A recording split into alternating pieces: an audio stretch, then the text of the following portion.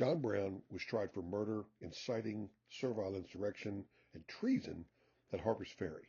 He was convicted and sentenced to hang on December 2nd, 1859.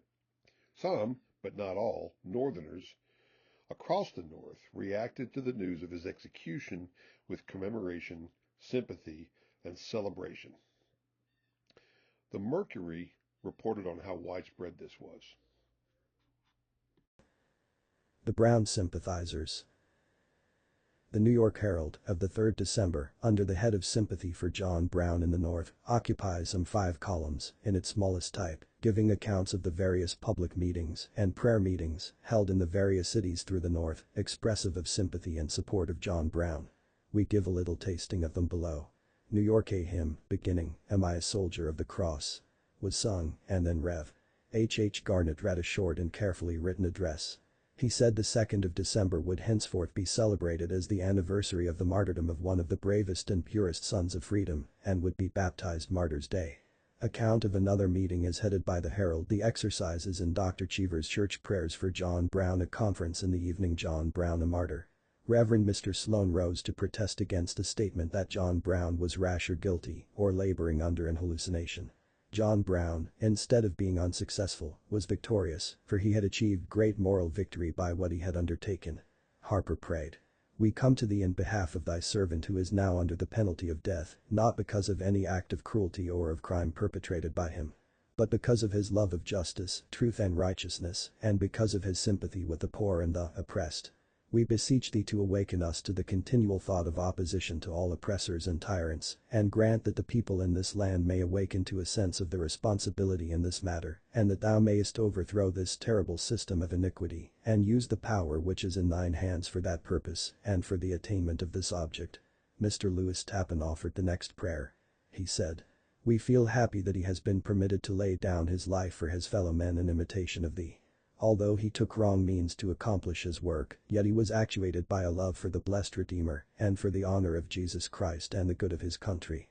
And may he so conduct himself by thy grace, that the multitude around him may feel that he is a Christian martyr, standing on the verge of eternity, and about to deliver himself into the arms of the blessed Savior." Dr. Cheever read the 73rd Psalm and said, "John Brown had studied his Bible, and he knew that he abided under the shadow of the Almighty in this thing. Justice and righteousness occupied his mind. And, unquestionably, the character of his piety was of that lofty and stern character which showed an admiration of those attributes of God which he felt he was expressly called on to vindicate. He could admire and reverence so manifest an exhibition of religious character, which was God's work, not man's." Rev.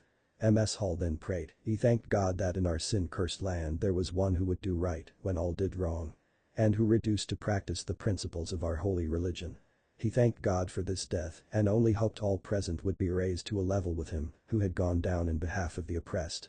The brother further asked God to show then what was right, and if need were, life and property should be surrendered in the same cause. Mr. Tappan then observed that a minister from Kentucky had said that we wanted more John Browns in the land, not such as would use the same means, but those willing to lose their lives like him in such a good cause. At this point a gentleman asked, "What would posterity say of Ambergn that would not bring 1,500 bayonets and rescue John Brown?"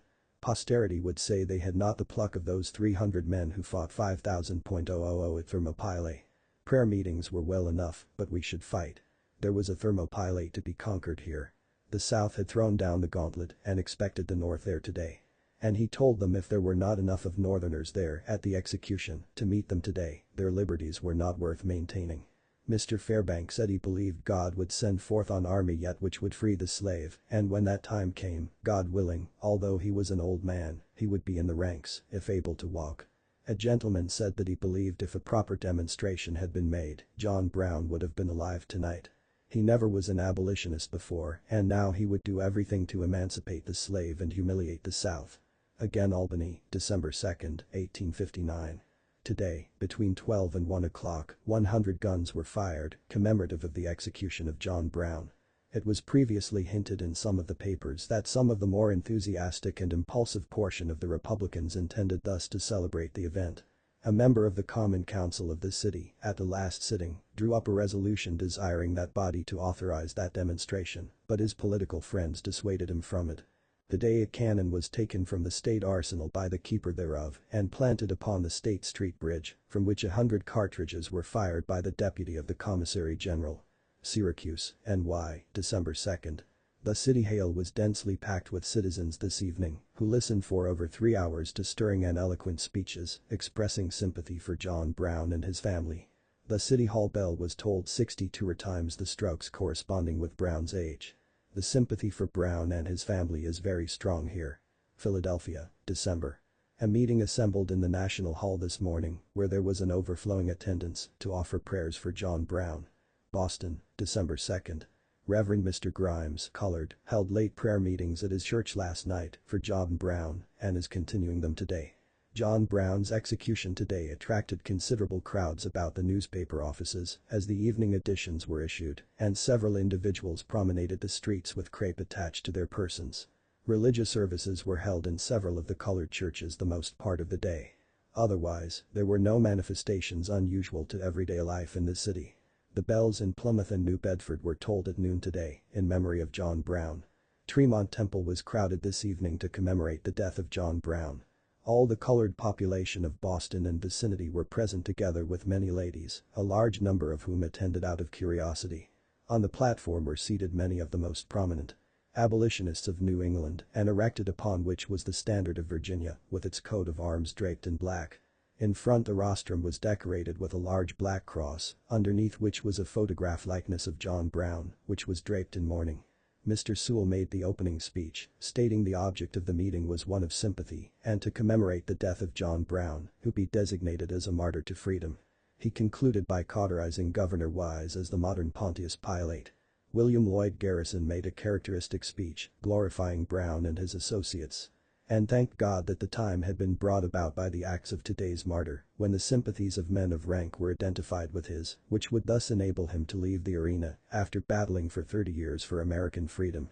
Worcester, December 2nd. The church bells were tolled here today for the execution of John Brown, from 10 o'clock to 12. This evening a great meeting was held in Mechanics Hall, which was addressed by prominent gentlemen of the city, clergymen, and others. It was the largest meeting that has been held in a long time. 3,000 persons were in the hall, and a great many came who could not get in. At the close a collection was taken up for Brown's family, which was very successful. Providence, R.I., December 2nd, 1859. The sympathizers with John Brown held a large meeting here today. The feeling of the larger part of the community was strongly against the meeting. All the prominent men engaged in it are among those entertaining extreme views upon the slavery question. Manchester, December 2nd, 1859. There was a brisk excitement here this afternoon, caused by an attempt to toll the obsequies of Old Brown from the City Hall bell. It had struck 4 or 5 times when Mayor Harrington appeared among the sympathizers in the belfry and ordered them to desist. One of them refused when the mayor dropped him through the scuttle by the most convenient mode, and the bell didn't ring anymore. At Concord, NH, the bells were tolled for Brown. Cleveland, Ohio, December 2nd. A meeting was held here tonight in commemoration of the execution of John Brown. Over 5,000 people were present.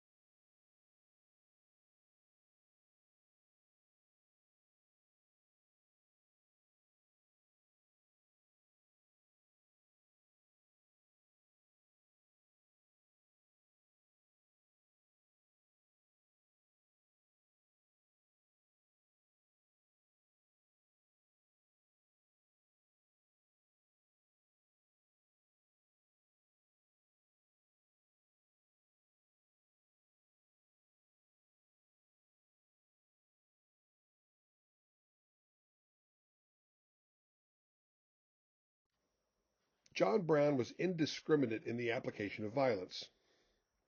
At Harper's Ferry, he had murdered 5 people, most of whom were not slave owners. The first was a free black man. This was on top of the Pottawatomie, Kansas massacre, in which 5 non-slave holding men were captured and deliberately hacked to death with cutlasses by John Brown and his colleagues. People across the North, in significant numbers, celebrated John Brown's memory and, by extension, his indiscriminate violence. Southerners looked on in horror at this Northern support for Brown. After the terrorist attacks on the U.S. on September 11, 2001, some Palestinians were celebrating the attack. Southerners in 1859 felt something similar. It seemed that the next attempt would have even more support.